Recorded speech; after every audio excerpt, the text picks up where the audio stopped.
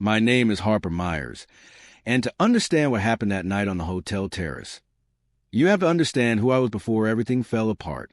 At 34 years old, I believed I had built a life that was genuinely solid, not handed to me, not borrowed from anyone else, but built brick by brick with my own hands and my own salary and my own stubborn refusal to quit.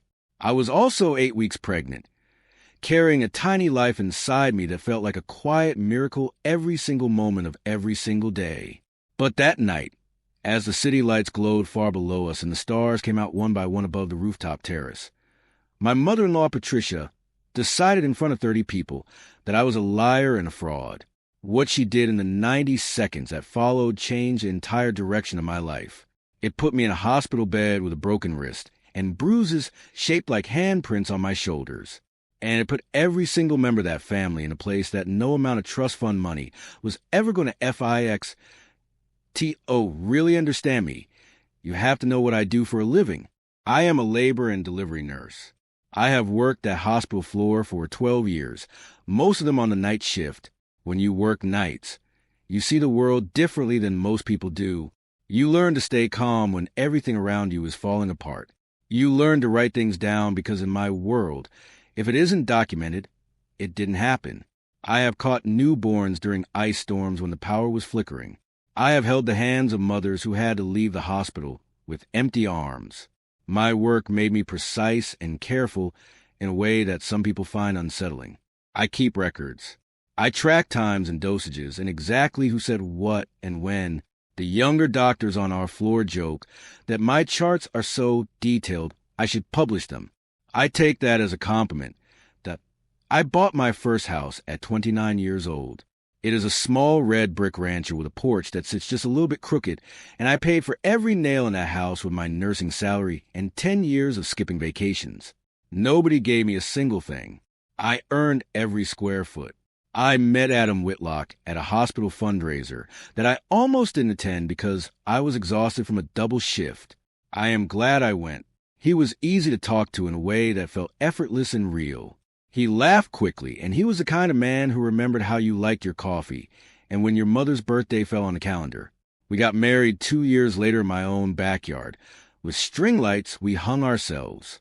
I kept my last name because it felt like keeping hold of a woman who had worked so hard for that crooked porch, and I wasn't ready to let her go. Adam's family had money, old money, the quiet kind that people with that much of it never feel the need to discuss. I didn't care about their money at all. I had my job, my house, and my records, and that was enough for me.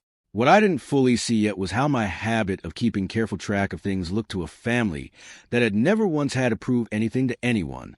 They interpreted my orderliness as coldness. They saw my records as weapons being sharpened against them. They were about to discover what happens when a careful person turns those records toward the truth. The Whitlock family was run entirely by one woman, and her name was Patricia. She was 62 years old with silver hair that she wore like a crown, and she always positioned herself at the head of whatever table she was sitting at, regardless of whose home it was. The family trust held somewhere around $10 million, and Patricia controlled every cent of it. She decided who received money and when and under what conditions, which meant she effectively decided how everyone in that family behaved. Her husband, Gerald, was 64 and spent most of his time nodding in agreement. Her daughter, Brooke, was 33 and spent most of her time waiting. And then there was Adam, 36 years old, running a small business that only stayed afloat because the family trust quietly propped it up whenever things got difficult. I didn't see the leash he was on when I married him. I just saw a man who got nervous before family dinners and called his mother twice a day. Before the wedding, Gerald sat us both down and walked us through a prenuptial agreement. The trust money would always remain with the Whitlocks, regardless of what happened between Adam and me. I signed it that same afternoon without hesitation, and told them I would sign it twice if it helped them sleep better. I had my own paycheck. I didn't want their $10 million. Adam looked embarrassed by the whole conversation, but Patricia looked satisfied in a way that felt like confirmation of something she had already decided about me. I filed my copy of that agreement in the same drawer as my nursing license and the deed to my house. 3 documents that represented everything I had built on my own. I had no idea that drawer would eventually become the foundation of my defense. Patricia was always polite to me in the technical sense of the word, but she watched me the way a person watches something they don't trust. I told myself that was just how wealthy families operated, that they were cautious with outsiders. Then I got pregnant, and the careful politeness dissolved entirely. I found out on a Tuesday at work. I saw the 2 lines appear and sat in the staff bathroom and cried quiet, happy tears by myself. At 8 weeks, I went for my first ultrasound. The technician turned the screen toward me, and there it was, a flick of the size of a blueberry, a heartbeat going fast as a hummingbird. She printed a grainy gray photo with my name and the date stamped in the corner. I held that small piece of paper the entire drive home and talked to it at a red light. I told the baby we were going to be okay. I tucked the photo into the secret zipper pocket of my purse. Adam cried when I told him. Genuine, happy tears. We decided together to share the news at Patricia's 62nd birthday dinner, which was being held at the Marlowe Hotel on the rooftop terrace. Adam said his mother loved big moments. I hoped that a grandchild might be the thing that finally made her see me differently. The only strange moment that week was running into Brooke at the pharmacy. I told her I was looking forward to the dinner, and she stared at me for just a beat too long, before smiling with her mouth only and saying she knew I always knew how to make an entrance. I filed it away as sensitivity on my part. I was pregnant and tired and probably reading too much into things. The hotel terrace was 11 floors up with glass railings and warm lights strung across the ceiling. There was a low stone wall along one side bordering a decorative garden, and below that wall was a lower patio, roughly 10 feet down. I noticed it the way a nurse always notices potential hazards, and then let it go and moved on. 30 people were there, cousins and family friends and a few aunts. My closest friend and colleague Maggie Doyle came with me because I trusted her more than almost anyone on earth. Patricia met me at the elevator with a smile that didn't reach her eyes and ignored the expensive tea I brought her without even glancing at the packaging. I noticed her and Brooke in the corner of the terrace whispering to each other, and when I walked over, they stopped immediately. Maggie leaned close to me later and said quietly that they looked like they had rehearsed something. I told her she was imagining it. Adam brought me a club soda and told me we would share the news after the birthday toast. My heart was pounding with excitement. I was so ready to say those 2 words I'd been practicing in the mirror all week. 9 o'clock. The cake came out. Adam tapped his glass and the crowd turned toward us. He said the words I had planned to say myself. We're going to have a baby. For one single perfect second. People cheered and clapped, and the night felt like everything I had hoped it would be. Then Patricia set her glass down on the table with a deliberate, loud click. She looked at Adam first, and then she turned her eyes on me with an expression that wasn't anger so much as cold certainty. She said loudly, clearly, making sure every person on that terrace heard her, "There is no baby. There's only a price tag." The music stopped. I actually laughed because I was sure she was making some kind of dark joke. She was not. She told the entire room that her son was worth $10 million, and that suddenly, conveniently, there was a pregnancy that nobody had witnessed. She called me a gold digger by name in front of everyone she knew. Adam told her to stop, but his voice came out thin and uncertain, the voice of a boy asking permission rather than a husband defending his wife. I felt the ultrasound photo sitting in my purse. Part of me wanted to pull out immediately, but something calm and steady in me held back. I told Patricia I was 8 weeks pregnant and had heard the heartbeat myself. She stepped toward me with that same expression of cold certainty, telling me I had been angling my way into their family since the day I met Adam. She called me a careful little nurse, like it was an insult. I was standing near the stone wall by then. Maggie was trying to push through the crowd to reach me, but people had closed in. Gerald said her name once, but didn't move. Adam stood completely still. Patricia looked at my purse and said, "Prove it right now," in front of everyone, and then she reached out. I don't think she intended exactly what happened next, but intention stopped matching the moment. She put both hands on my shoulders and shoved me hard. My knees hit the wall behind me, and the world tilted sideways, and then I was falling. I heard Maggie scream my name, and then there was nothing but air, and then impact. I didn't fall 11 floors. I fell 10 feet into the lower patio and landed across the decorative bushes and stone edging. I heard my wrist snap the way a green branch snaps, sharp and final. For a moment, I couldn't pull any air into my lungs. The only thought I had was about the baby. Above me on the terrace, everyone was screaming. Adam climbed over the wall and dropped down to me, shaking and repeating the baby, like a prayer he didn't know the words to. Maggie ran down the interior stairs and reached me fast. She stopped being my friend and became a nurse instantly, checking my pulse, finding the bleeding, telling me to stay still. I asked her to get the photo from my purse. She found it and held it in front of my face and told me to hold on.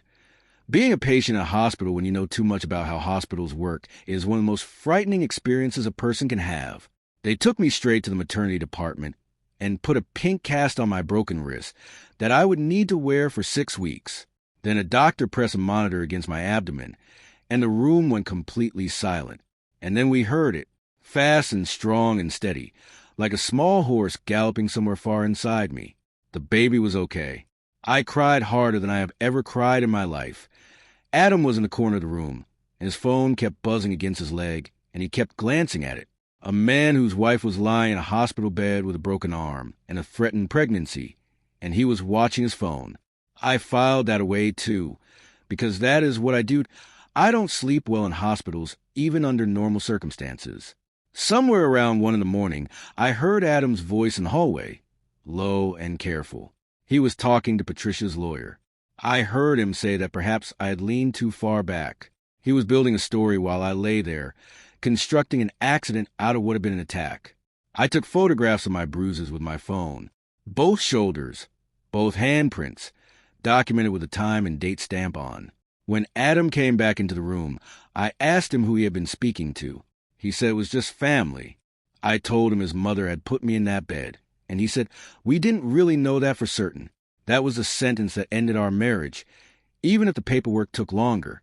He had chosen the money." I asked the night nurse for 2 copies of my complete medical chart and put them in my bag. When I got home, Adam followed a small overnight bag, which told me everything about how permanent he considered his presence in my house.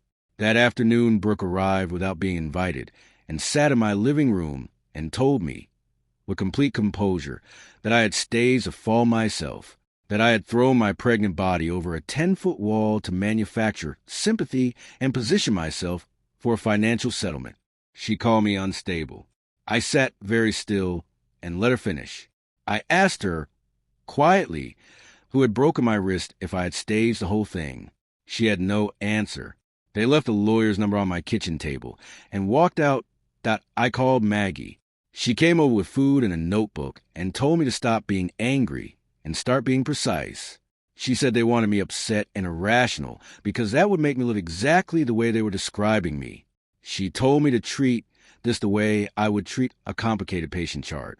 Cold, detailed, and complete. We listed everything.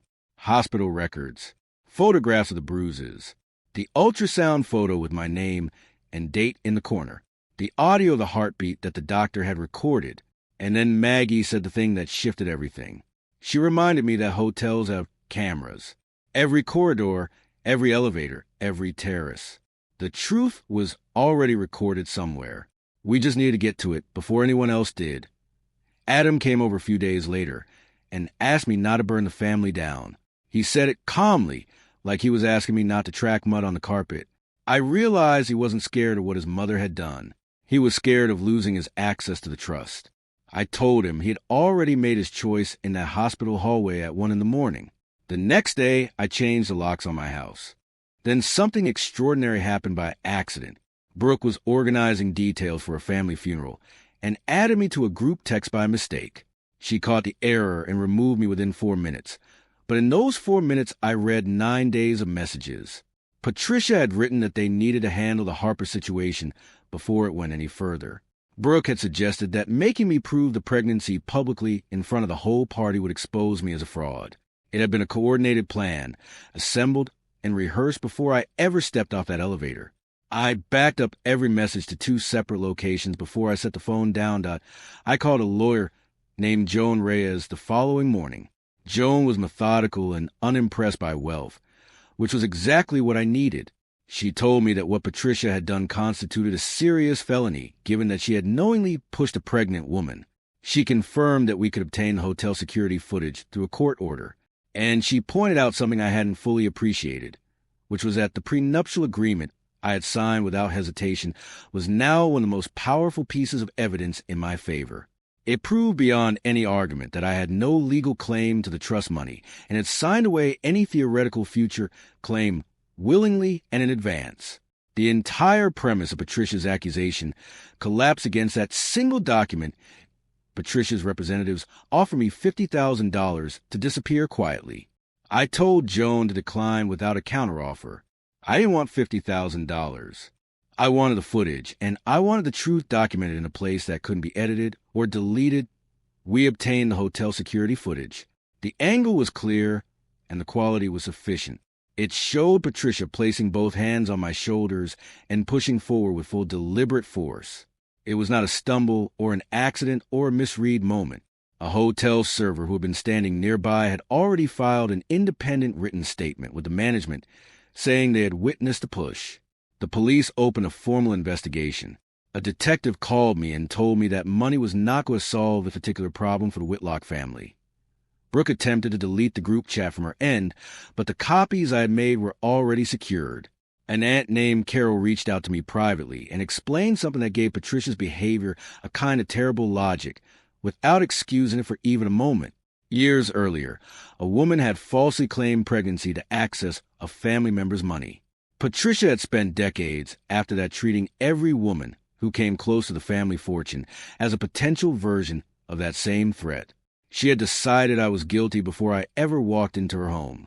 That history explained her, but it did not absolve her, and it certainly did not give her the right to put her hands on me. At 20 weeks, I went alone to my next ultrasound appointment. I saw my daughter's face on that screen, her small hands, the particular way she was already turning away from the probe like she wanted her privacy. I promised her out loud in that dim examination room that she would always be safe, that nobody would ever make her prove herself to people who had already decided the verdict. I told Joan I wanted full custody. I wanted my daughter raised in a home where her value was not measured against an inheritance. The formal meeting happened in a conference room with every lawyer present. Patricia arrived still carrying herself like a woman in charge of the room. She called me a gold digger one final time for what turned out to be the last time. Then Joan began laying out the evidence in order. The hospital records, the photographs of the bruises with their timestamps, the ultrasound image, the heartbeat recording, the hotel security footage played on a laptop in the center of the table, the server's written statement, the group chat messages showing the premeditated planning, and then last, the prenuptial agreement bearing my signature from years before any of this began, proving that I had voluntarily and legally surrendered any claim to the money. Patricia had accused me of hunting that Patricia's face changed somewhere in the middle of the footage. The certainty drained out of it and something else moved in, something that looked like the moment a person realizes they have already lost but hasn't yet decided how to fall. When the presentation finished, she began screaming at the lawyers around her, calling them useless, calling her own family weak. She showed everyone in that room who she actually was, and it cost her everything she had spent 62 years protecting. She admitted guilt to the criminal charge.